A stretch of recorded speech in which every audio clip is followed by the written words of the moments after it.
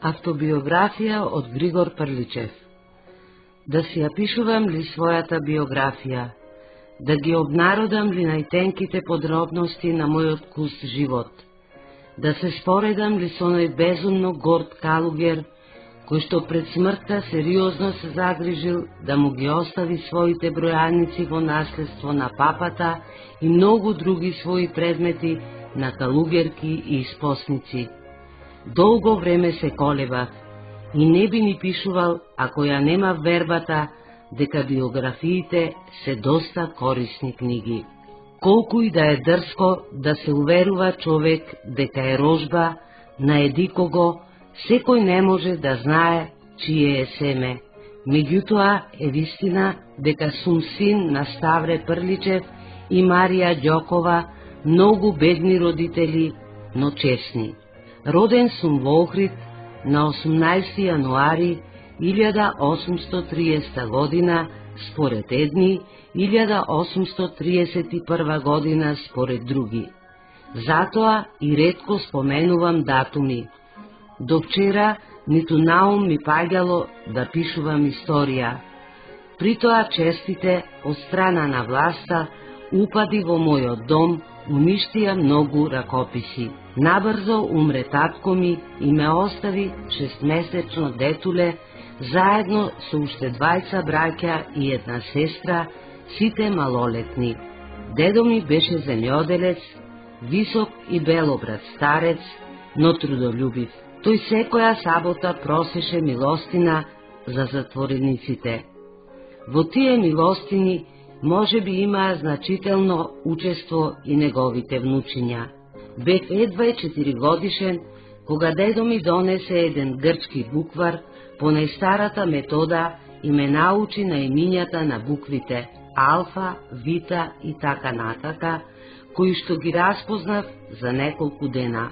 Но кога почна да ме учи на изговарање на слоговите вита, алфа, ва, вита, епсилон, ве, таквото учење ми се виде сосема непознато и се мислев со мојот слаб мозок како е возможно 2 цели збора да се еднакви со еден слог. Се разбира, тоа беше мисла неизречена со зборови. При сето тоа за неколку дена ја победив таа мачнина, но гупати мајка му велеше на дедо: ама што се мачиш со ова детуле? Може ли сега тоа да се научи на што и да е? Молчи ти, велеше дедо, ти ништо не знаеш. Ја гледаш ли мојава куќа? После смртта требаше да ја оставам на сестра ми, зашто ти си туѓенка во куќава и немаш средства да ме гледаш како што ме гледа таа. Не знаеш ли ти кому ќе ја оставам? Никому, никому, освен на Григора. Дедо ми беше восхитен кога му читав. Секоја вечер ми носеше по едно симитче од 2 пари. Но за да ви ја представам мрачнотијата на тие првобитни времења, ќе ви раскажам една куса историичка, која ќе докаже дека оној што љуби, го убива љубениот и тоа невино, без да знае. Беше обичај да се гори борина за осветлување како кај Хомеровите херои. Светникот беше железен и околу метар висок. На него ја закачувавме борината и таа ги осветлуваше Божите створови во својата светлина, де ослепувачка, де сосем бледа. Јас сакав да стојам помеѓу светникот и спротивниот зид, за да се зверам во мојата сенка. Тоа не им се допаѓаше ни на дедо, ни на мајка, зашто беа уверени дека тоа е нешто опасно и ми велеа: немој, синко, оти на сон ке те јавне желка и ке те дави. После дедо рецитираше едва и чујно неколку грчки молитви и си легнуваше. Легни, синко, крај мене и гушни ме, желката ке дојде. Јас легнував крај него и растреперен го прегрнував. Тој ја префрлаше покривката преку својата и мојата глава, може би со намера побрзо да се стоплиме. Тогаш мајка ми, по претходен договор со деда, ја тискаше својата раката силно и брзо ту по мојата глава, ту по моите нозе, ту на плеките. Јас си мислев дека е желката и бев во неискажлива душевна тага и го прегрнував деда си се посилно и посилно. Грч ми ги здрвуваше рацете, студена пот ме облеваше, едно од страх, друго нема воздух. Ке насетев дека дедо се смешкаше, но јас не се смеев.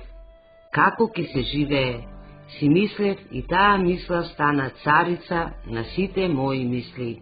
Бев принуден да ги отфрлам оптичките појави на мојата сенка, но очигледно беше дека здравието ми се наруши.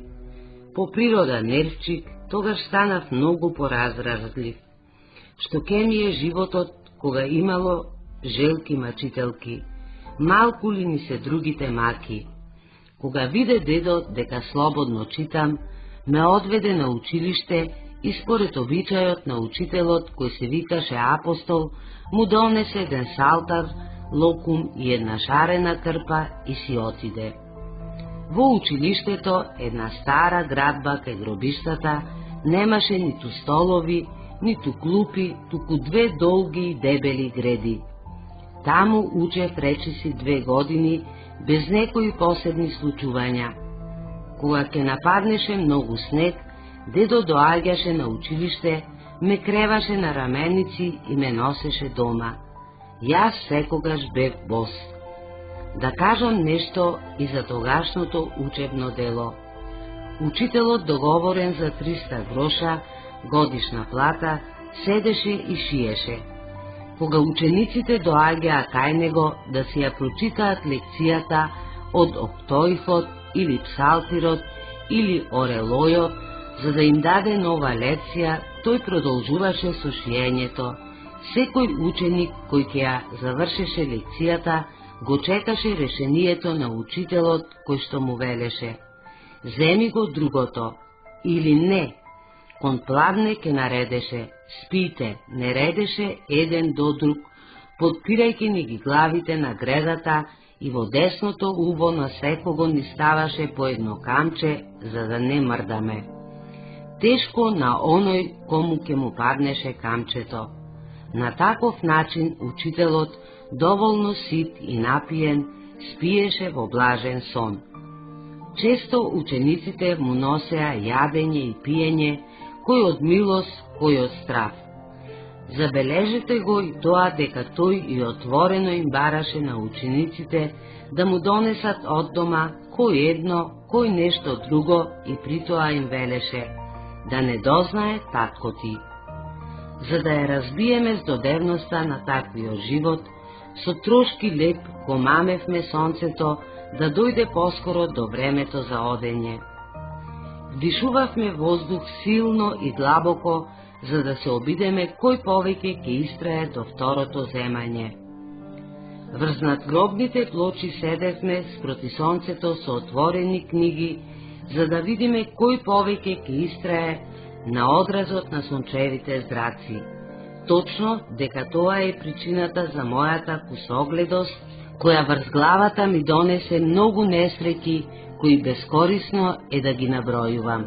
За да пишуваат, учениците го дигаат десното колено и на него ја ставаа хартијата, а левото колено свиено им се опираше врз подот. Кога фатив да пишувам, перото ми се виде како најтешка мотика. Изобилие пот ми течеше по телото, како да бев орал цел ден без одмор. Учителот никогаш не ми кажа како да го држам перото, зашто и нему не му кажале. Така и денес е многу грозен начинот на кој го држам перото. Со месеци не сакав да пишувам, а учителот не ме забележуваше или се преправаше дека не ме забележува. Еден ден, меѓутоа, ми рече: кај ти е напишаното? Даскале, фатив да пишувам, ама многу се испотив и затоа го оставив. Не си потен, бре пес, и одамна ти не си дал писмо.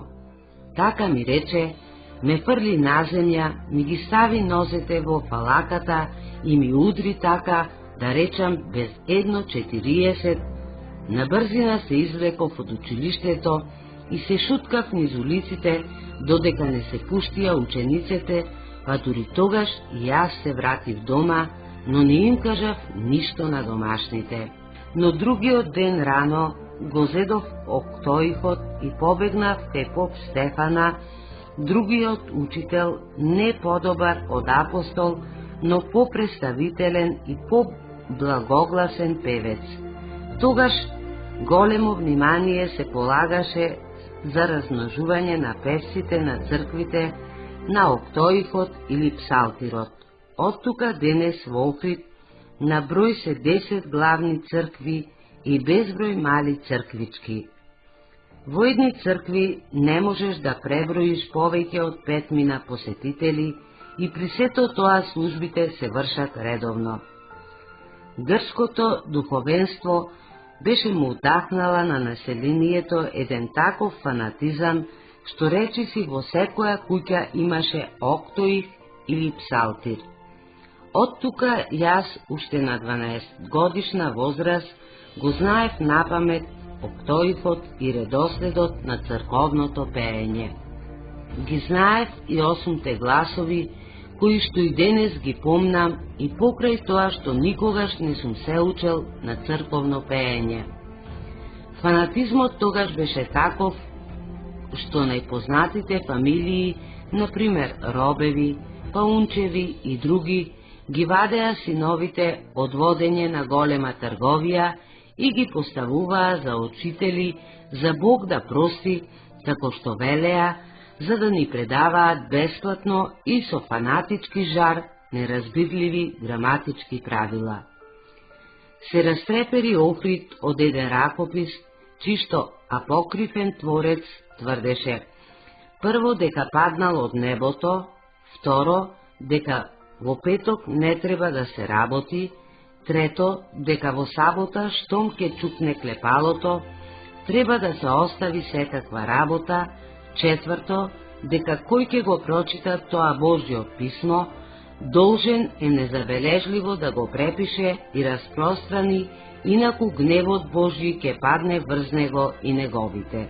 Со молби го добив да го прочитам тој ракопис, дури го препишав и го поставив на Свети Трпеза во храмот на Свети Безсребреници, ефимеријата.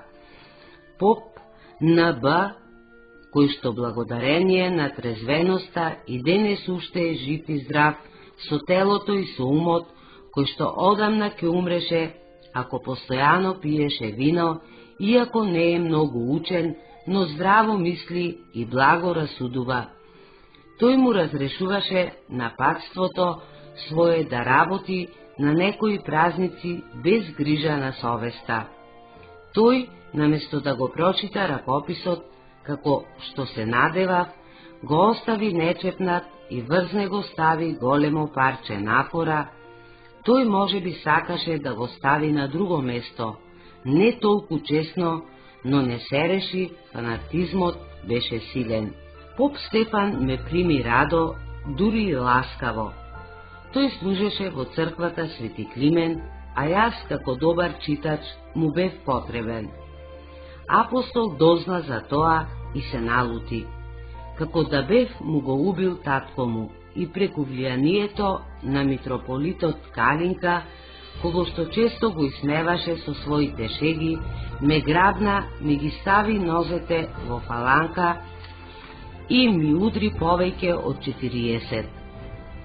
Се вратив дома и раскажав на мајка ми за тепањето од даскалот. Даскал е тој, рече таа, ке тепа. Се врати и дедо ми го подаде секојдневниот синит. Со жешки солзи му раскажав како сум настрадал од даскалот, но причината за тепањето, се разбира, не му ја кажав. Никогаш даскал не тепа, рече дедо, без вина. Без би ли ти си му сгрешил во нешто, но и ако не си сгрешил, нема ништо, синко. 2 пати ме тепаше дедо, лошо ме тепаше, без милост ме тепаше, под фалака ме тепаше. Нема ништо, Кој што љуби, се мачи, рече мудрецот Соломон. Јас повеќе нема да одам кај апостол. Каде ќе одиш? Ја наведнав главата, но не сакав повеќе да го видам лицето на апостол, за да не ги вознемирувам домашните, посебно деда, кој беше болен. Јас се преправав дека одам на училиште, а се криев во урнатините на градската тврдина и таму читав и се умилкував на природата, додека не се пуштеа учениците. Секој ден така, во вообичаените часови си ги земав книгите, а заедно со нив и по некој од оние елинско-црковни ракописи на пергамент, што ги читав така, слободно како и печатените. Не стигнуваше и тоа. Кога на пат ке најдев некој испишан лист, бил мал или голем, ракописен или печатен, чист или нечист, не можев да го задржам љубопитството. Требаше да го земам в раце и да го прочитам еднаш, два пати и со себе го носев.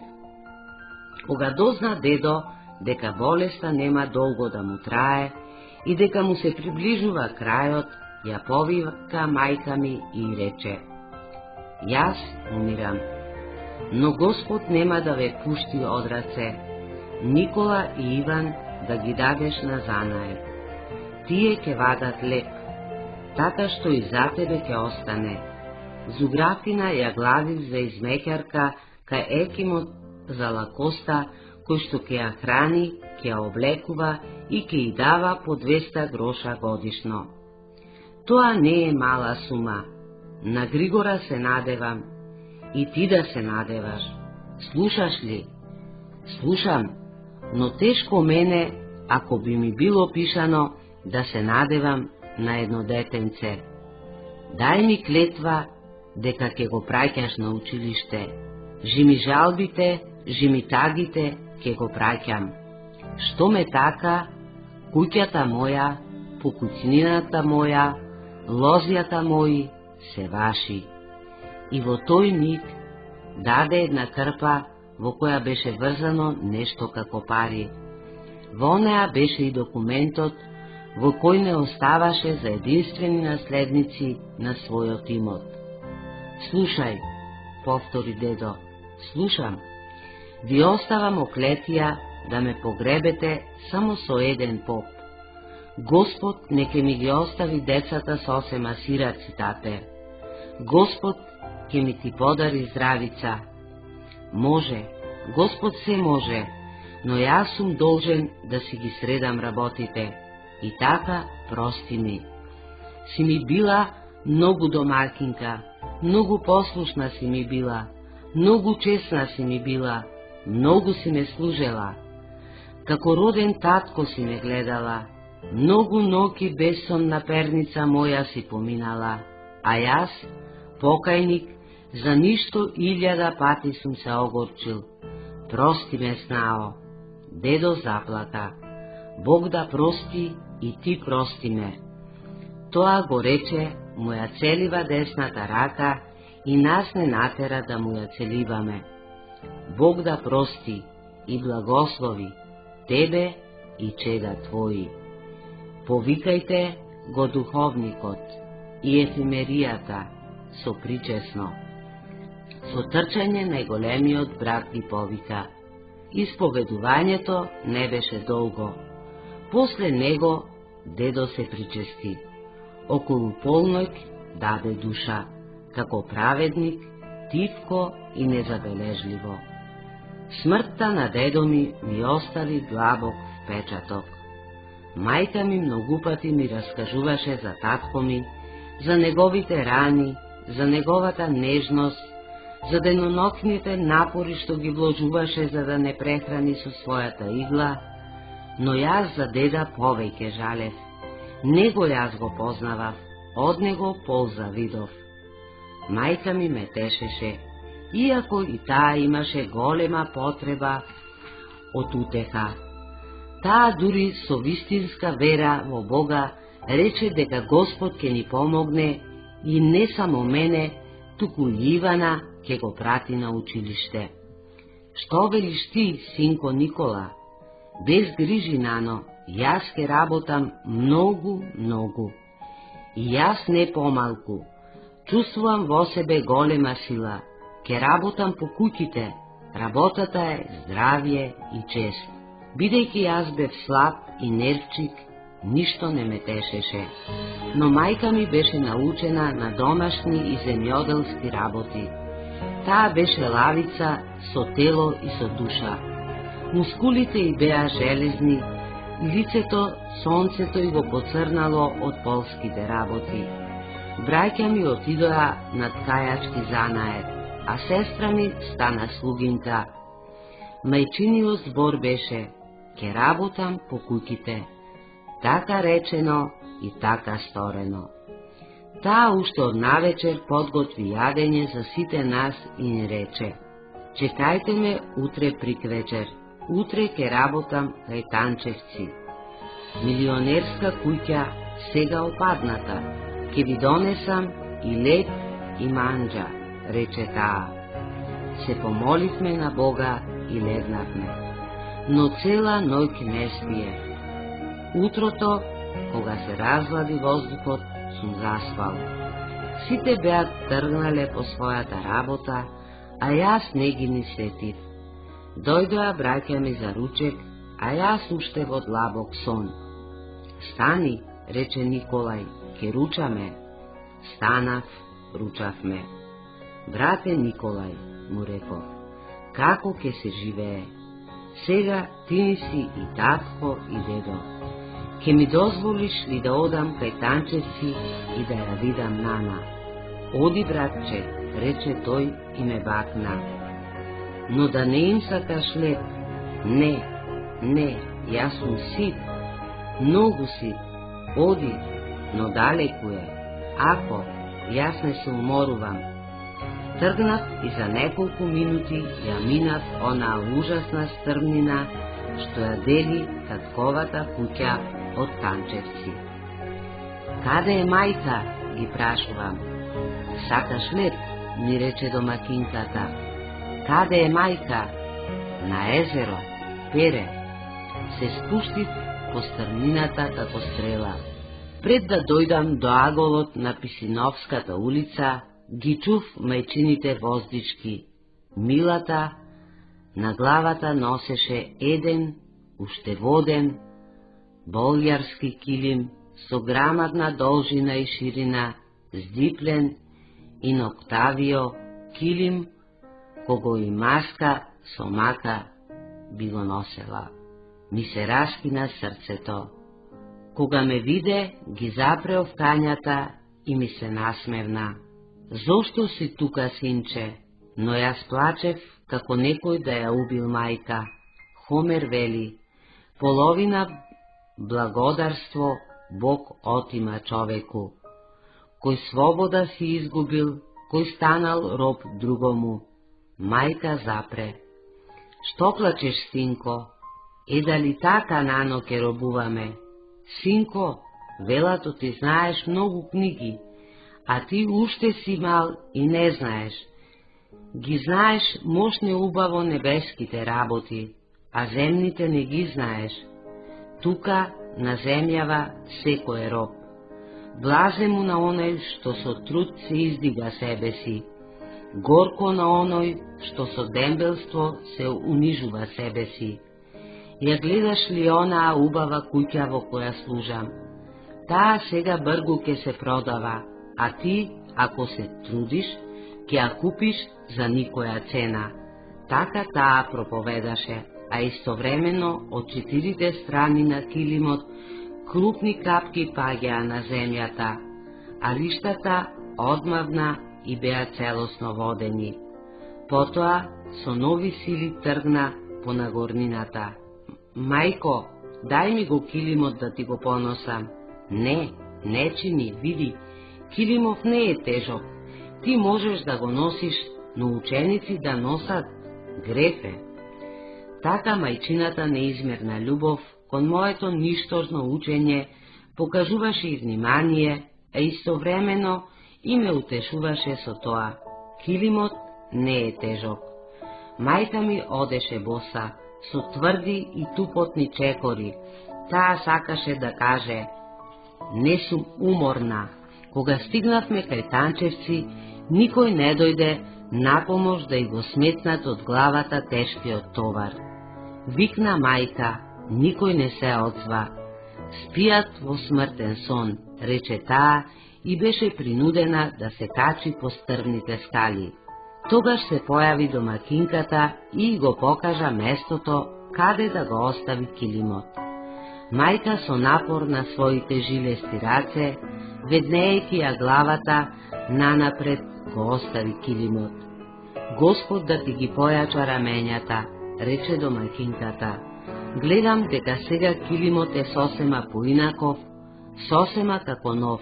Тоа го рече без да и покаже место каде да се одмори и даде еден огромен пешник и многу јадење. Мајка рече: Господ да ве чува и варди од зло. Секако, домакинката не го разбра прекорот. Може ли да разбере човек совршено опиен од безделништво и сладострастие? Ова многу повлијаа потоа да станам најбуен и најстрастен член на опозицијата против аристократијата, како да бев избран за општ одмаздител на бедните. Секогаш сум ги мразел, гонел и тепал децата на богаташите, на чорбаджиите и на своите учители, кога тие постапуваа грдо со моите соученици. Дојдов дома, бев нажален. Руча ли, синко? Ручав. Сега оди си кај даскалот. Не сакав да одам, и така како обично си ги зедов книгите и си тргнав кон опустешената тврдина и таму си читав, додека се пуштија учениците, а потоа се вратив дома. Ме гризеше совеста дека ја лажев мајка ми, благородна, неуморна, добродетелна, свештена мајка, и тоа ми ја зголеми меланхолијата. Но и се што ме обкружуваше, помогна таа да се зголеми, бидејќи по природа бев широко отворен кон неа. Нашата собствена и сеопшта беда, бледи лица од глад и нечистотија, нашите првенци станати фанариотски орудија, целокосно укажување на така наречениот дебелоглав джган, кој што велеше Теос на место Феос, секојдневни врвулици од земјоделци, носени в затвор за данок, благочестиви селани кои, поклонувајќи се со челата, го биеа килимот пред нечистите, немилостивите, сребролюбиви калугери, кои што нечовечки се измејуваа над самите глави на своите поклоници. Конакот, уќуматот, беше близу до нашата куќа. Таму, речиси, секој ден фигурираше фалаката. Често 20 дренови стапови се кршеа од понижениот бугарин. Надалеку се слушаа неговите писоци, неговите извици. Се чудев, како може на светов да има толку глупави луѓе, да го сакаат и да го ценат таквиот живот. Бев вознемирен како поет кој го гледа на светот тоа зло и не може да го трпи. Ако тогаш би ме видел некој психолог, би ме приморал да пишувам стихови, но тогаш откаде таков наставник? И така, најцветните години на страшната младост ми минаа во груб невкус. Потпора немав. Колку пристрасно и да се занимавав со грчкото читање, бугарското беше непознато, речиси ништо не разбрав. Меланхолијата постојано ми растеше. Постојано бев замислен, намуртен, мрачен, како старец кој многу настрадал во животот. За време на радост, свадби, песни, игри, меланхолијата се силеше. Штом видев несреќа, каква и да е, ако чуев плачење на баба, што нема веќе солзи над тук мртовец, наеднаш незадржливи солзи ќе ми потечеа од очите. Постојано бев раздразнет. Никоја облека не ми се допаѓаше, ако не беше совршено убава, чиста, убаво скроена. Со гневна лутина сум ги кинела лиштата, што ги сметав за несовршени. Многу страдаше мајка ми од таквото мое однесување. Еден ден, на страсна недела, брат ми гордо ми го подаде одамна ветениот за Великден нов фес. Како што никогаш не бев носел фес, а тој, бидејќи беше малку поширок отколку што требаше, ми се виде неподнослив товар. Врати го назад, му реков на брат ми. Како? Така, јас го купив и не го вреќам, јас не го носам. Попусто сите ме уверуваа дека фесот е убав и преубав и многу убаво ми стои. Не сум учен да носам фес. Поарно гологлав. Тогаш Николај убаво ме натепа. Тепањето го поднесов, но фесот не сакав да го носам. При сето тоа, некогаш си дозволував меланхолијата да ја разбијам со детски игри и опасни недугавости. Еден ден се качив на сливата од соседката Талјалица и почнав на брзина да кинам и да ги јадам плодовите заедно со секоските, додека таа не се сети и не викна со понижувачки глас. Од страф и брзина при слегувањето од дрвото, паднав на камен и си скршив еден преден зап. Потоа лежев опасно болен од запек, коските беа останале во мене, и само силен клистир ме спаси од сигурна смрт. Повеќе од 2 седмици мајка беше принудена да ме држи замишки за да излезам надвор. Кога малку се поопоравив и реков на мајка ми: остави ме, не крепи ме, сега можам и сам да одам. Но штом таа ме остави, паднав. Како може да биде тоа? Тврдоглаво го повторував обидот по 4-ти пат и резултатот беше ист. Тогаш се уверив дека сум опасно болен и близу до крајот. Уште здравјето ми беше слабо кога се расчу дека во нашиот град ќе дојде некој прочуен елински класен учител. Велеа дека тој е Влав. После него викаа никако инаку освен Влавот, тоа име беше исто што и класен учител. Се израдував бидејќи имав во иднина со што да се занимавам и така да ја одбегнам неиздржливата здодевност која што ме гмечеше и ми ја гризеше совеста дека ја лажев мајка. Влавот, како и сите учители пред него и по него, ми предаваше по 2 сиромашки лекции на ден. Велам сиромашни, затоа што секоја лекција се состоеше од 10 зборови, кои што ниту ние ги разбиравме, ниту пак тој можеше да ни ги објасни на нашиот мајчин јазик. Можете да си представите која беше добивката од таквите учители. И денес уште се чудам со крајна трпеливост зошто долги години сум го посетувал училиштето без ништо да разберам. Влавот го замени, речиси секоја година и секое 3 месечие се променуваа учителите. Ако добро се сеќавам, некој си Константин Јанинец на Прекар Куциот. Тој учителствуваше 3 години со таква болест што почна да плука крв. Но гласот негов, како и оној на Влавот, беше глас пуштен во пустина. Речиси никој ништо не го разбираше. Тој в црква често ги дигаше рацете од црковните книги и ме тераше јас да читам. Робе му рече: даскале, 3 години не служиш, ти плаќаме честно. Удостоине да го видиме плодот на твојот труд. Учителот пожолте како смил, но требеше да послуша и за 1 месец не подготвуваше за испит. Се наредивме околу 40 ученици во салонот на митрополијата. Робе почна да испитува. Пијанството. Каков вид збор е? Прилог. Што е прилог? Збор што значи дејство.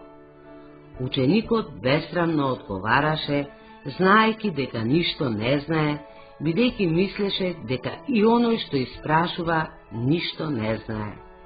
Но на третото прашање во очај замолкна. Робе повика друг. Зборот зошто? Каков вид збор е? Глагол. Именувај го. Зоштон, зоштос, зоштот. Робе почна да се смее. Што значи зошто? Ученикот молкна. Робе повика трет ученик, кој како поитар почна да ја изговара ораторски звучната граматика, без да чека прашање. Робе се закикоти и го запре. Слични беа одговорите и на другите ученици, додека не ми дојде редот мене. Робе ме запраша. Обликот командуваш каков вид збор е. Тој испитуваше само за делови на зборот. Партицип. Што е партицип? Придавка произлезена од глагол. Што значи партиципот сега што го рече? Што излегува? Робе увиде дека разбирам по нешто и рече. Во 10 часот дојди в дуќан да си избереш платно за алишка. После ми рече да го менувам глаголот командува и јас го изменував брзо. Задоволството беше општо. По завршувањето учителот ме прегрна пред сите. Прличе, ти лицето ми го обели, и плачеше како човек измиен од нечесност, општествено призната. Наивниот. Тој требаше да знае дека жителите колку помалку го разбираа, толку повеќе го уважуваа. Тој ден песни и радости на роднините, што на испитите покажал одличен успех еден папагал. К вечерум отидов кај робета и ми измери 3 аршина платно. Печали ти, Григоре, ми рече брат ми, а јас и платно поубаво ке ти купам и во Јанина ке те пратам да учиш. Многу се израдував, но истата година ненадејна смрт од перипневмонија го грабна од прегратките на сиротата фамилија, која што се надеваше на него. За да не ни ја зголеми жалта, мајка ми често одеше во подрумот и таму го оплакуваше. За утеха и реков, мајко, зарче ме вика дома, син му да го учам. Тој ми вети 400 гроша годишна плата, храна и облека. Книгата на седмочислениците и Светагора, јас ќе ја препишам сета по 3 пари листот, а тоа ќе стане добра сума. Муренката наша стига до облаци. Ниедна муренка во градот не раѓа црници, големи и убави од нашите. Ти ке ги береш црниците, така како рака да не ги фатила, а јас ке ги продавам по сиот град. Таму ли ке спиеш? Каде? Кај Зарчевци? Тоа не бива, Григоре. Јас без тебе не можам. Таму ке јадам, ке пијам и ке спијам. И тоа нека биде. Волјата твоја нека биде. Мајка ме стисна во своите прегратки. 40 дена по смртта на брат ми, роднини и соседи според обичајот дојдоа дома за споменување на покојниот. Јадењата што ги донесоа беа богати, разновидни и вкусни, така што јадов прекумерно и не почувствував дека се презаситив, дека стомакот ми се затегна, ќе ми пукне. Од оваа злоупотреба легнав в постела. Според ветувањето, започнав да ја препишувам филијадата со трескавична работа. Тоа препишување доста ми помогна во јазикот. За часовите си немав никаква грижа. дури си дозволував и чести отсуства. Тогаш часовите беа толку сувопарни, што отсуствата не се сметаа за смртен грев. Еднаш, пред да учителствува Андронаки Јосифачев, добар и активен учител, охриѓанец, четворица ученици се согласивме да одиме в поле. Таму, од Алијанската река, ловевме мали јагулчиња. За ручек си доаѓавме дома, а по ручекот пак се собиравме на реката. Што да правиме? Неумолива беше потребата за разонода, а училиштето беше силно сме го замразиле. Таа игра се продолжи 4-5 дена. Потоа некој ја извести мајка ми и таа со горка насмевка почна да ме тепа по нозете со глуждаво дрво. Се огласи градот од мојот врисок, но мајка ми во тепањето не покажа милост, а потоа нозете ми ги стави во густо солена вода, претходно подготвена. Таа беше решила да ме излекува еднаш за секогаш од болеста на отсуствување и успеа. Долго време ја препишував книгата. Кога го завршив делото, му го покажав на ефтин балас, кој што ми го нарача. Со саати проверуваше дали преписот е точен. Не најде ни една грешка. Потоа направи сметка. Јас сметка не знаев и ми рече дека треба да ми плати 16 гроша. Тој великодушно постапи, ми даде 4 бешлици, кои ми се видоа како милиони. Кога и ги дадов парите на мајка ми, очите й блеснаа, не заради вредноста на сумата, туку од радост што го виде првиот плод од мојот труд. Како што гледате, може би никој не работел толку ефтино колку јас. Но имавме и други средства. Мајка ми чуваше кокошки, а јас ги продавав јајцата. Еднаш Анастас Серезлијата, доктор Грк, кој насекаде со воскит ги фалеше моите успеси и кој што бесплатно ме лекуваше, ме виде во чаршијата како седам на еден камен, премрзнат од студ и в скут си држев 10 јајца за продавање. Ми рече по грчки: стани. Станав. Колку пари ги продаваш? По 3 пари. Тој ми ги плати по 5 пари. Никогаш да не седиш на камен. Разбра ли? Разбрав. Заколни се и се заколнав. Јас имам 4 сина, но тебе те почитувам повеќе. Не сакам да те лекувам пак. Не ги жалам трудот и лековите, туку ти го жалам здравието.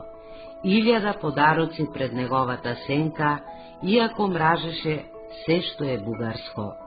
Секако дека животот не ми беше за завидување. Но имав и други средства. Во јуни-јули, после ручекот, продавав црници. Се надпреваруваше светот кој побрзо да купи. Многу пати турците не ги оставаа христијаните да купат и така секогаш навреме си стигнував на училиште. Еден ден, ужасен ден, 3 јули 1840 година, мајка ми падна од црницата. И денес, кога ќе го спомнам тој настан, трескави морници чувствувам по плеките, по моите бедра неподносливи болежни чувства, како да ми се топи лојот. До Бога вриснав, кога ја видов мајка ми спрострена, полумртва. Нема ништо, рече таа, си ја подисправи главата и си го виде средниот прст на десната рака исчасен, помеѓу првиот и вториот зглоб и грозно искривен. Иако беше дури како пијана од паѓањето, таа почна да го тегне искривениот прст со сета сила, додека коските не искрцкаа и не се наместија на физиолошката состојба. Сега немај гајле, рече таа. Притрчаа соседките, ја фатија под мишките, ја одведоа дома и послаа и ги употребија сите средства што им беа при рака, за да ја олеснат на пациентката. Никогаш во мојот живот не сум бил толку тажен колку тој ден. Постојано и бев до постелата. Очите постојано ми беа во незиното лице вперени. Мајка ми ја чувствуваше мојата болка, може би и повеќе од својата, и болно се насмевнуваше. И тоа ќе помине, синко. Нашата Муренка е благословена. Таа е нашиот ангел Христов. Јас ја почитувам како ништо на светов. Многумина паднаа од неа, но никој не се убил. Иван. И тој падна, дури од највисокото, и ми покажа една гранка од огромното дрво, но ми го чуваше Господ. Не пострада. Не гледаш и колку жени доаѓаат секој ден и земаат од незината кора за лек против секаков пришт. По неколку дена мајка ми оздраве и почна да работи, како и обично. Како за утеха на нашите минати несреќи, Митре Миладинов дојде да учителствува во Охрид.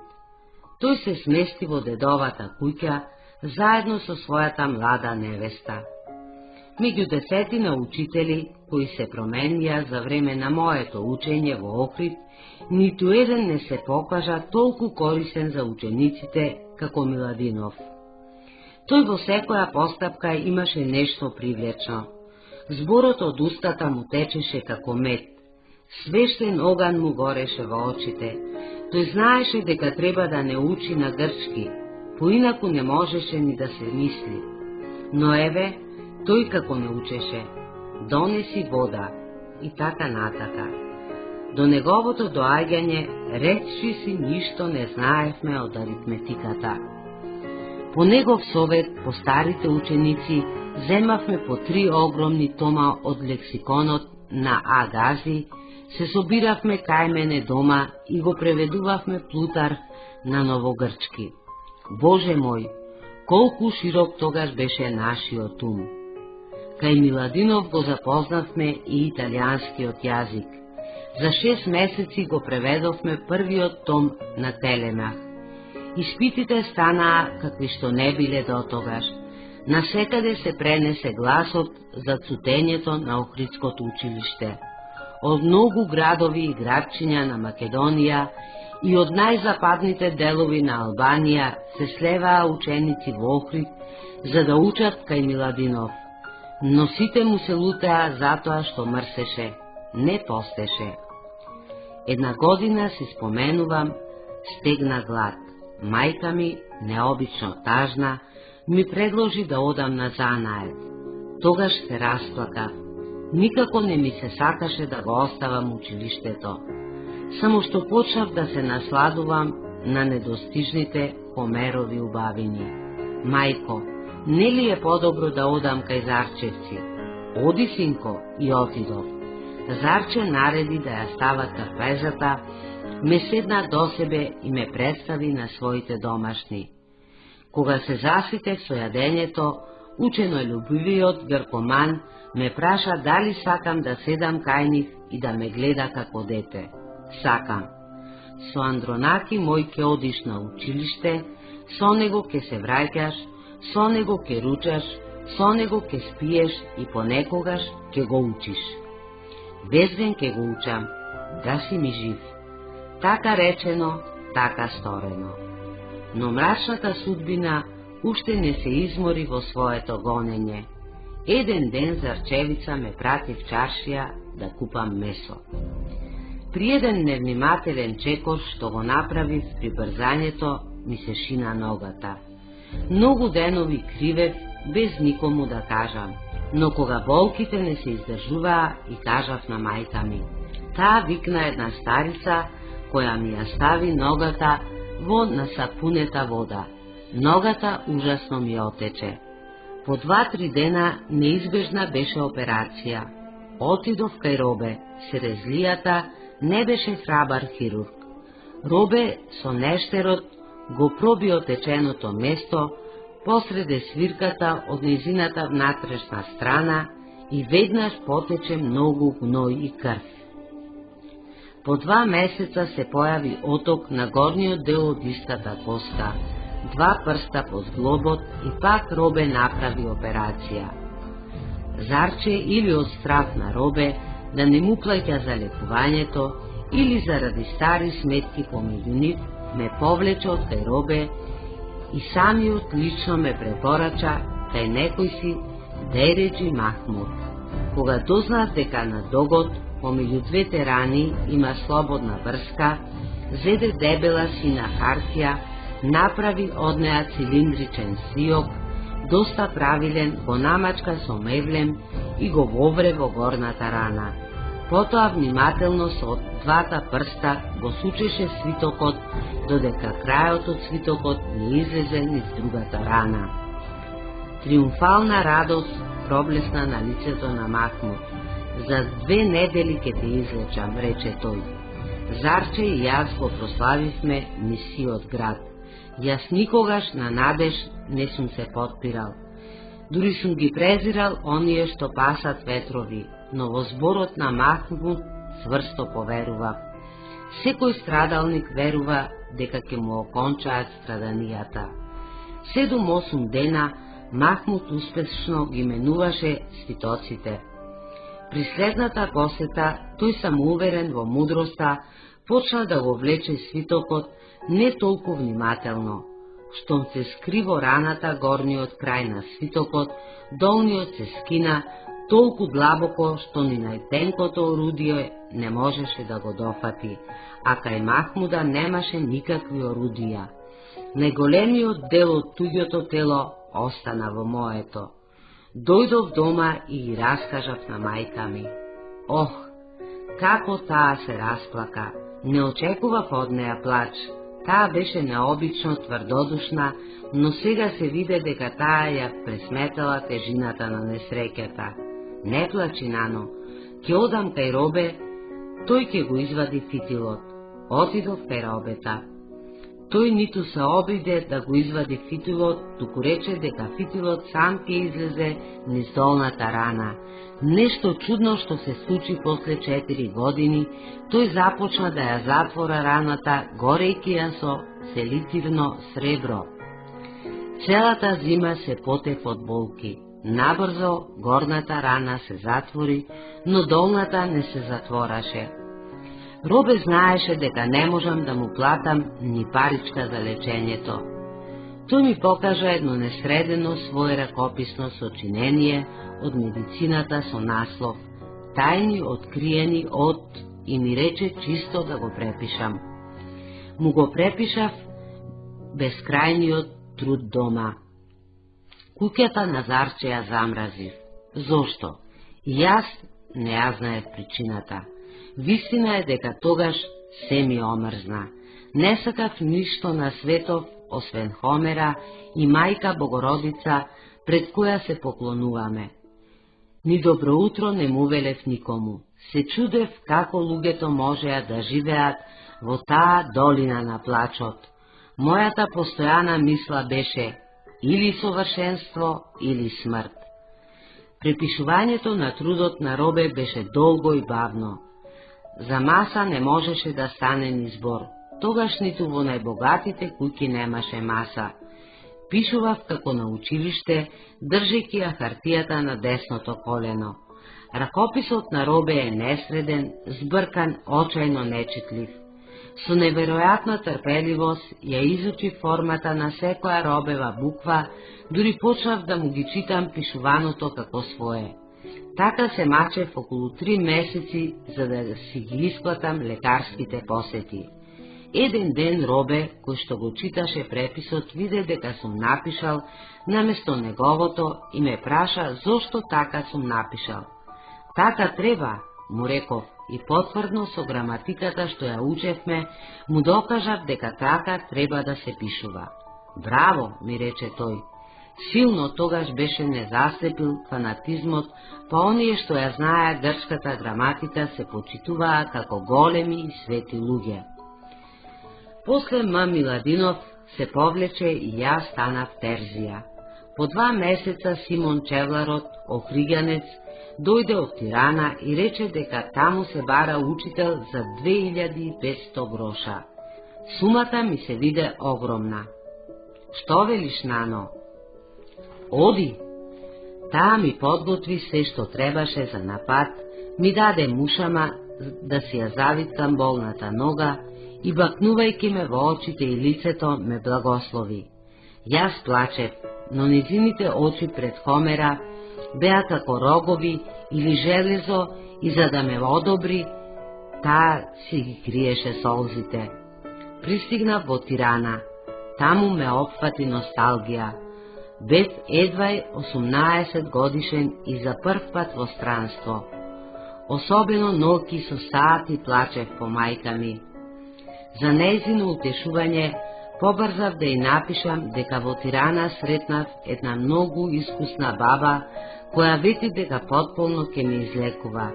За среќа во Тирана престојуваше и Симон, кого го почитував како татко и детето му го учев како роден брат.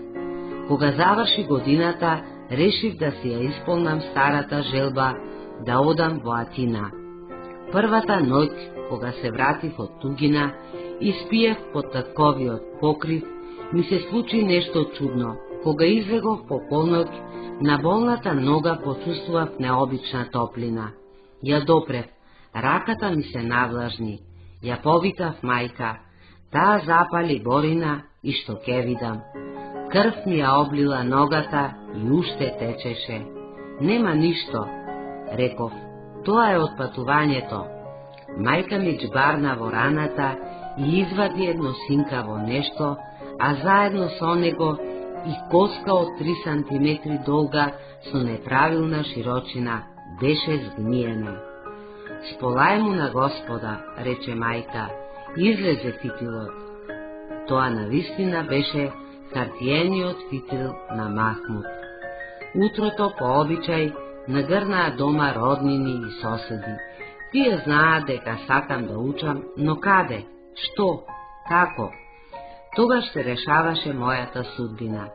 Не се најде ниту еден да ме поучи да одам во Русија, а тогаш само името на Атина и Јанина се слушаше кај нас.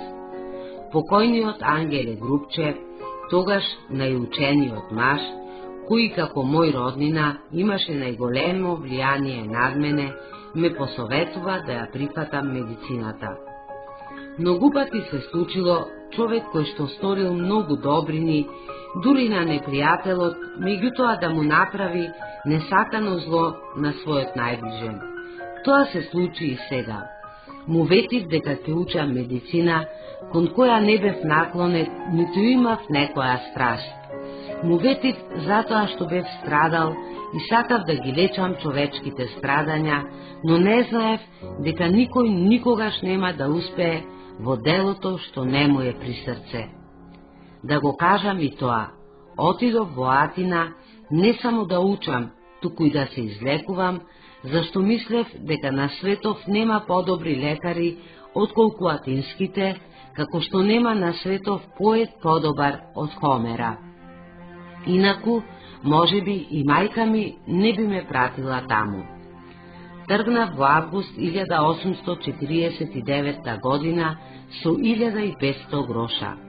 Попат во селото Петеле, кога сакав да си ја преврзам раната, видов дека течењето гној прекинало и раната брзо заздравуваше. И пишував на мајка, требаше да поминам низ Лариса, долго патување, но затоа пак поевтино. Кога го оставивме домоко и ја поминавме турско-грчката граница, еден трговец грк, мој сопатник, слезе од конјот и ја бакна земјата. Стапнавме на елинска земја, рече тој. Слегов и јас ја бакнав земјата. Боже, колку е оваа земја црвена! Да, зашто е препиена крв. На брзина составив неколку стихови, кои што ги кажав со пророчко воодушевување. Опијаност ме обзеде, кога оддалеку го видов прочуениот Партенон. Во Атина се представив пред универзитетските власти за да се запишам во главна книга на универзитетот. Ме испратија кај Вавма да полагам испит. Тој ме испраша по елински и ми даде едно чудо фалби и степен одличен ученик. Истиот ден се запишав студент на медицина и го најдов живеалиштето на тројцата момчиња од Робевци, ученици во гимназијата, за кои имав писма и аманети. Тие ме запознаа со господин Јоан Сапунџиев, охриѓанец и новинар.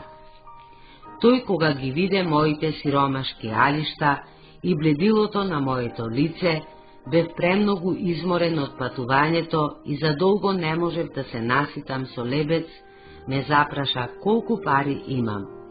Кога му реков дека имам 1000 гроша, се стресна. Не ти стасуваат, рече тој. Ке стасаат, само лебец ни треба. Само од лебец не се живее. Јас само со лебец досега сум живеел. Слушај, има тука едно богато завештание од еден македонец, жител од Блац и се вика Велјо. Тоа завештание е наменето исклучиво за стипендии на бедни македончиња. Почекај, тоа го рече и запиша. Подпиши се подпишав. Дај му ја оваа молба на министерот Пајкос да ве прими за стипендијант. Ја дадов молбата, но попусто. Пајкос ми рече дека сите места се пополнети. Многу подоцна јас дознав дека местата се запатени исклучиво тамошни. Како што не бев влюбен во медицината, често пишував стихови и ги излагав по црните табли на универзитетот и со задоволство ги слушав по фалбите. Како кусоглед слушав физика, ботаника и хемија, страшно незаинтересирано, но најомразен од сите предмети ми беше анатомијата. Во амфитеатарот по анатомија многупати еден ист труп лежеше повеќе од 10 дена и тоа заради што немаа друг. Таму очевидни беа ничтожностите човечки кои што ми оставаа повеќе впечаток од што смртеата. Не само што јас не јадев месо, туку и другите кога ги гледав како што јадат, не можев да ги поднесам. Еден ден ми донесоа свеж труп на ангелска жена. Почнав да смислувам некои и дури стихови, кога во просторијата влезе прочуениот анатомист Дамјан, родом од Костур. Му блесна очите радосно. Тој задоволно го удри трупот по бедрото, за да покаже дека е влюбен во науката. На брзина излегов од просторијата. Никој ништо не ми забележа. Студентите беа неограничено слободни и необврзани со никакви задолженија. Професорите само предаваа и никогаш не испрашуваа. Тие ни диктираа од своите ракописи, бидејќи сите предмети беа ракописни, а ние пишувавме. Штом чуев некоја нивна јазичка грешка, ми се чинеше дека небото паѓа над мене и често си допуштав да ги поправам, се разбираше бидејќи јас пишував најбрзо и најчитко. Долгите припишувања во Охрид ми помагаа во тоа, а за јазикот јас си земав за право да мислам дека на многу професори за долго можам да им предавам.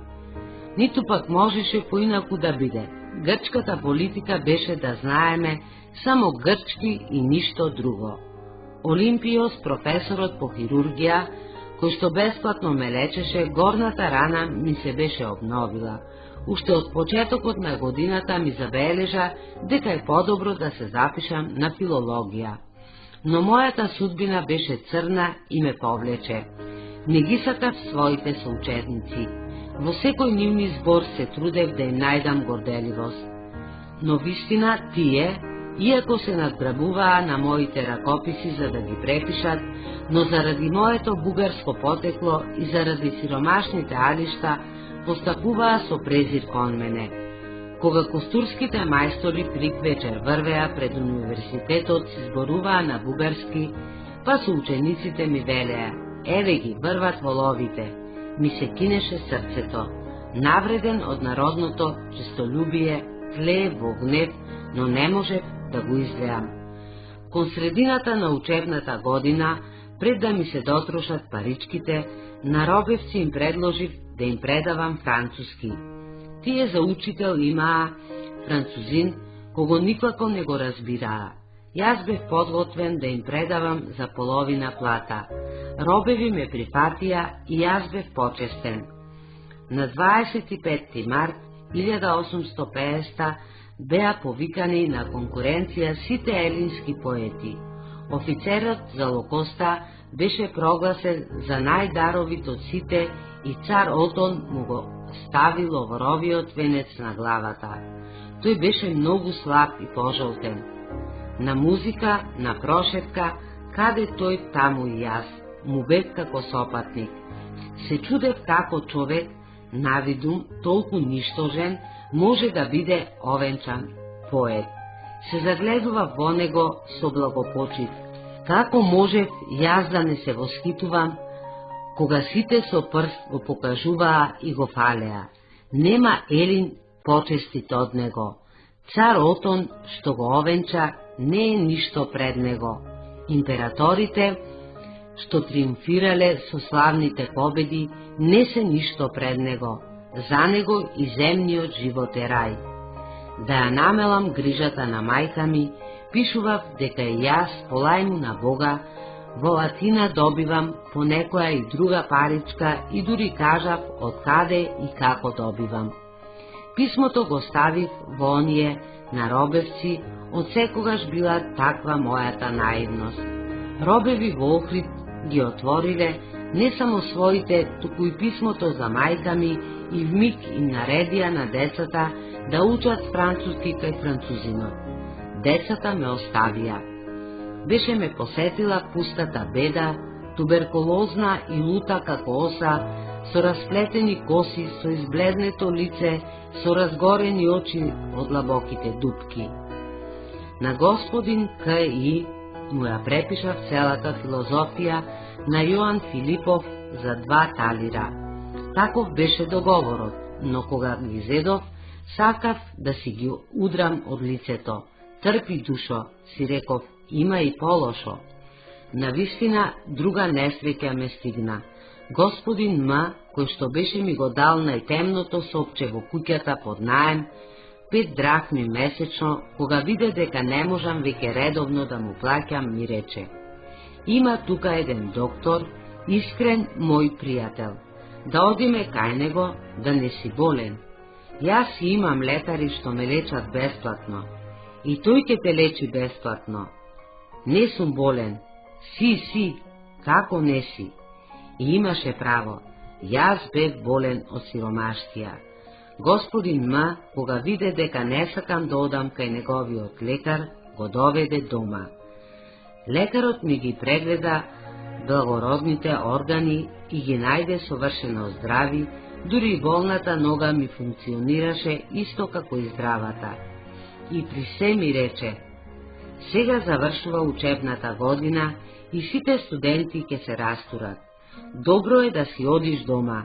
Ве уверувам дека патувањето ќе ви биде многу корисно. Јас знаев добро дека треба да се мафнам од куќата и од Атина, но каде да ги најдам трошоците за пат? Божјата намисла се насочува кон господин Коста Симович Витолчанец, кој се подготвуваше да си оди дома и да ми даде колку што требаше пари за патувањето, со надеж дека брзо ќе му ги вратам. Пуста надеж. Симович требаше да чека многу долго. Тргнав со параброд во мај 1850 година. Ја зафативме третата положба, покривот на парабродот. Врнеше силен дожд. Ден и ноќ без сон, со отворен чадор, стоев над книгите за да ги зачувам од водата. Кога стигнав дома, мајка ми забележа дека стомакот ми е поголем од обично. Но татковскиот воздух на брзина ме поправи. Ги молев охридските првенци да ме примат да им служам во училиштето, но тие беа си нашле учител. Тогаш еден учител ги учеше сите класови. За 3000 гроша се погодив во Белица за певец и учител, звукар и класен. Таму природата беше чудесно убава. Скромниот син подлесок темјанушки, кој што го балсамираше воздухот со опојна миризба, богатите конопишта обработени од неуморните домакинки, бујната растителност покрај потокот, каде што светкаа безброј светулки, високите јаболкници навалени од тежината на необично големите и вкусни јаболка, ме натераа да пишувам стихови и без да сакам. Таму служев 2 години, но бидејќи телесната чистина таму ми беше многу запоставена, бев често принуден да одам пеш до Охрид, за да ги исфрлам нечистите наслаги. Ми се омрази беличката средина и тргнав во Битола да си ја барам среќата. Му однесов една охридска летница на господин Симович и му платив околу 240 гроша. Таму 3 месеци седев во Анот, а среќа уште не се најдуваше. Отидов во Прилеп и му кажав на господин Х.И. Дојдов да ви служам за никоја цена. Нема ли да ме примите? Те примаме, но колку сакаш? 3000 гроша. Ние ќе ти дадеме 2500 гроша. Многу малку ми давате, достатие. Прифаќам, но договор не ви давам. По 5 месеци охридските првенци ми пратија писмо, со кое ме викаа да им служам за 3600 гроша годишно. Од епитропот во Прилеп имав за земање 400 гроша, но не се осмелив да ги побарам и на брзина тргнав. Насред чаршија господин Х.И. ме запре, ласкаво ме фати за раката, ме седна на својата магаза. Каде вака, синко? Во Охрид. Зошто? За учител. Колку ќе ти дадат? 3600. Немој, синко, ние ќе ти дадеме 4000. Не може, ќе ти дадеме 4500. Не може, ќе ти дадеме 5000. Не може. Х.И. пророни неколку солзи. Во Охрид служев 6 години.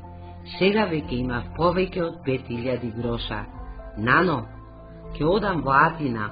Оди, синко, кај што ти е добро, оди. Тргнав и во август 1859 година пристигнав и се запишав како студент на втора по медицина, но се разбира, пишував и стихови.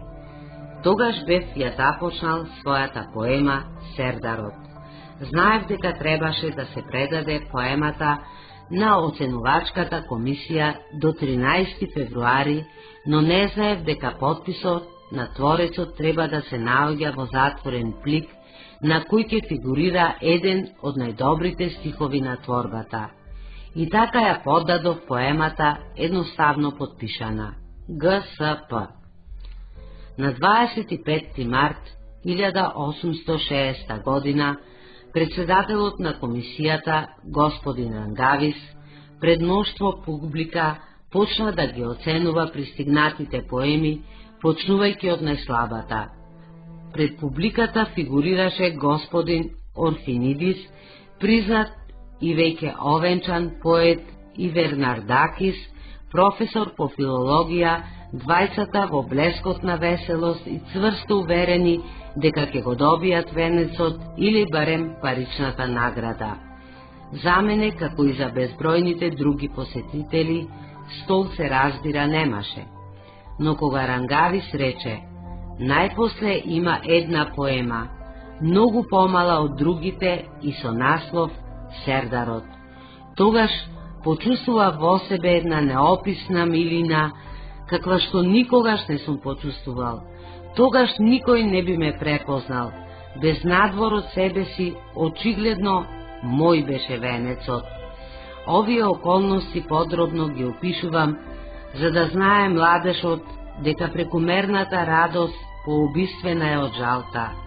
Нека го знаат и тоа дека не пишувам од мојата собствена гордост, но за возвишување на народната. Дотолку ние бугарите сме биле исмејувани и презрени од сите народности, што веќе е време да се опаметиме. Кога ги чита човек нашите народни песни, во кои секоја убавица именувана е како Гркинка, без волја ќе заклучи дека проклетата самопрезреност е знак на бугарштината. Време е да се покажеме луѓе меѓу луѓето. Нашата трудолюбивост ретко се наоѓа кај другите народи. Таа не облагородила, таа била и ќе биде наше спасение. Ако е вистина дека безделноста е мајка на сите несреќи, тогаш е и вистина дека трудот е татко на сите добрини. Каква предност пред нас можат да имаат другите народности? Кога ги слушам сеопштите ругања над бугарштината, целиот живот сум го минал со мислата дека не вредам ништо.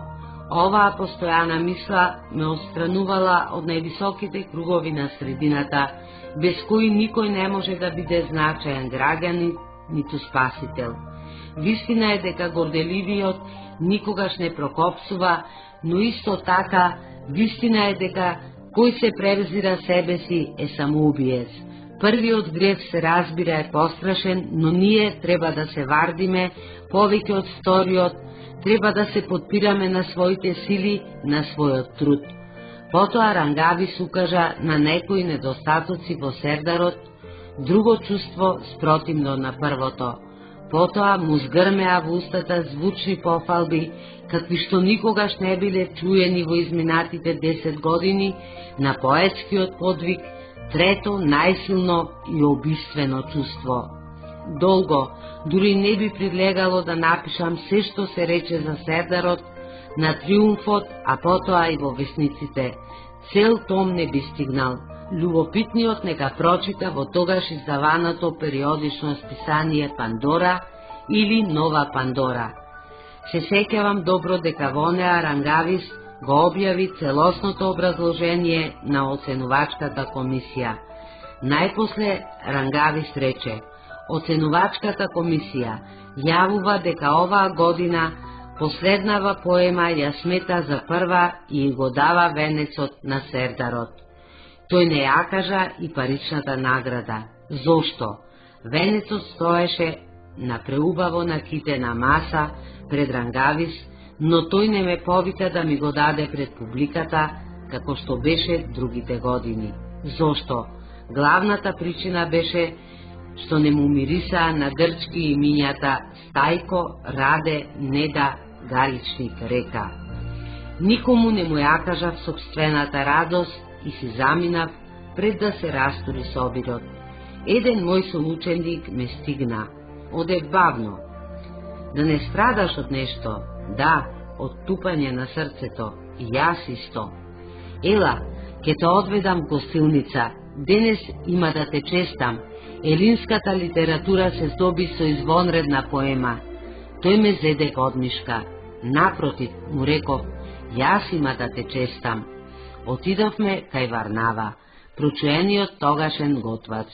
Се смајав кога се погледнав во огромното стакло. Изгледав како човек кој истрпил 3-годишна треска. За себе нарачав чорба од риба, моето омилено јадење. Српнав еднаш, но втор пат не можев да вкусам. Остана јадењето нечепнато. Потоа отидов кај Рангавис и му јавив дека јас сум авторот на Сердарот. Тој ласкаво ме прими и со триумфален глас ја повика својата госпожа и ме представи пред неа. Вие ја посветивте половината од наградата на некое благодарно дело. Да, така пишував и не одрекувам. Оваа дарежливост многу ве препорачува, а другата половина, ова чудно прашање ме збуни. За другата половина, додаде тој, вие не напишавте ништо.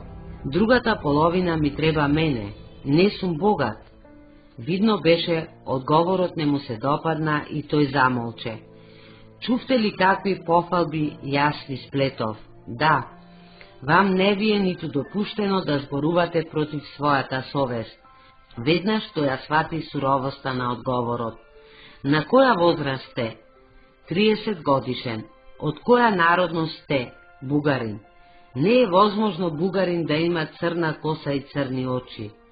На тоа не одговорив, но ги вперив очите во неговите. Тој ги наведна своите. Нели вие самите од катедрата рековте дека од само еден изговорен збор можете секого да го познаете, дали е Елин или не, а јас ниту зборот Елин не можам да го изговорам како што го изговарате вие. Рангавис онеме. Разговорот стана неподнослив и се повлеков. По 3 дена ме повикаа универзитетските власти. Првото прашање беше: од каква народност сте? Бугарин. Замолчеа. Можете ли да кажете неколку стихови од Сердарот? Сите, ако сакате. И почнав да ги изговарам. Доста, ми рекоа, но со ова не можете да се уверите дека творбата е моја. Јас и туѓи стихови знам напамет. За да се уверите, дајте ми тема каква што сакате и на неа ќе сложам неколку стихови. Останаа смаени. Тие потполно беа уверени дека творбата не може да не биде моја. Сакаш ли да те пратиме во Оксфорд или во Берлин да учиш на државна сметка? Сватив дека целта им беше да ме насочат на грчка служба и им реков: голема потреба имам да си одам дома. Стана ректорот и ми ја подаде ловориката, од која висеа свилени панделки со бои на елинското знаме, и ми преброја 500 драхми.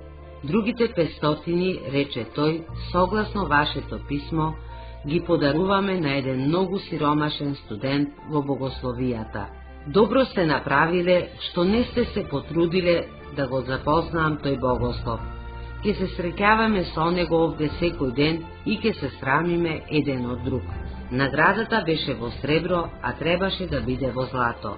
Полнеки ги сите джепови со пари, си реков себе си. Тие ме сметаат за амал. Потоа ректорот ми го подаде и ракописот и ми рече: печатете го побрзо, бидејќи публиката нестрпливо го чека.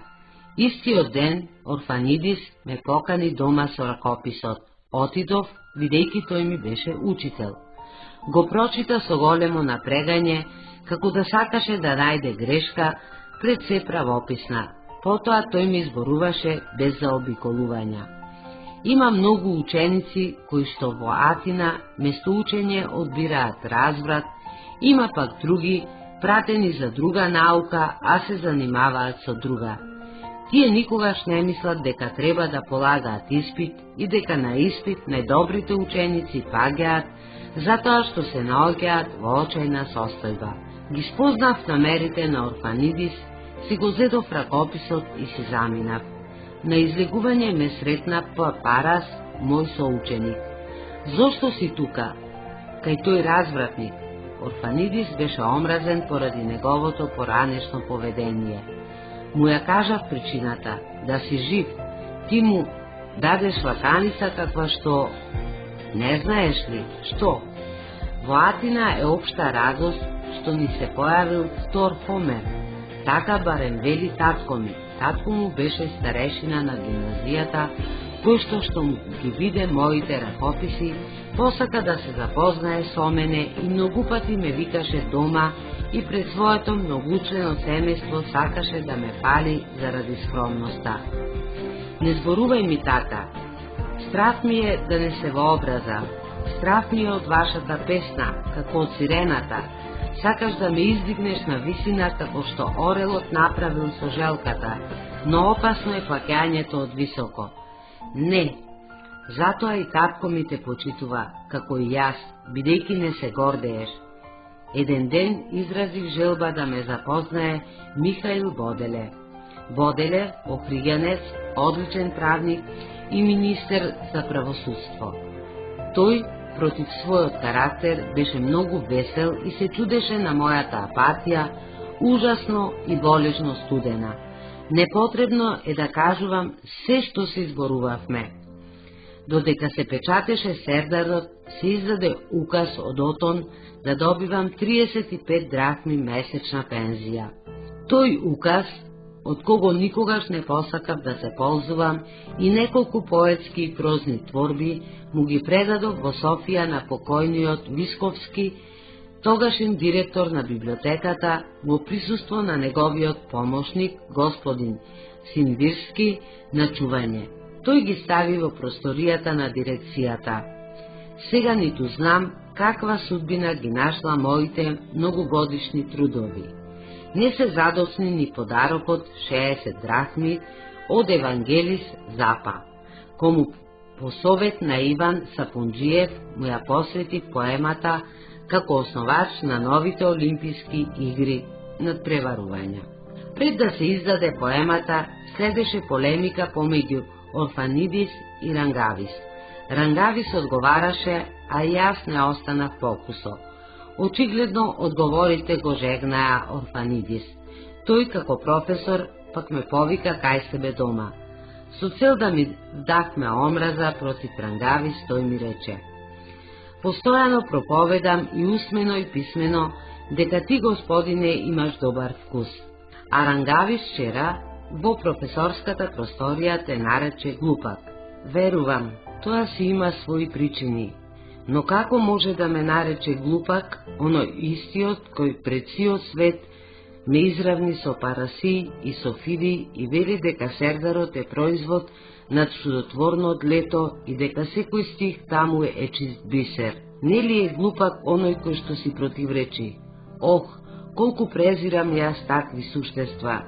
Дури и фалбите јас му ги презирам. Немој да зборуваш така. Тој до небо те извиши. Да, но тој не ја виде во мојата поема творбата во ковање нови зборови. Тој безрезервно и распалено ги пофали малите предности, а најголемите предности ниту ги пофали, ниту ги почувствува. Ако е така, зошто му помагате и пишувате против мене? Сакавте ли вам да ви помагам? Штом пишувате против Рангавис, значи не го одобрувате решението на целата комисија, а таа ваша постапка е отворен доказ против мене. Еден од комисарите беше и С. Куманудис, родум од Одрин, кој што по изговорот се познаваше дека не е грк. Тој беше врвен елинист и латинист и фален поет.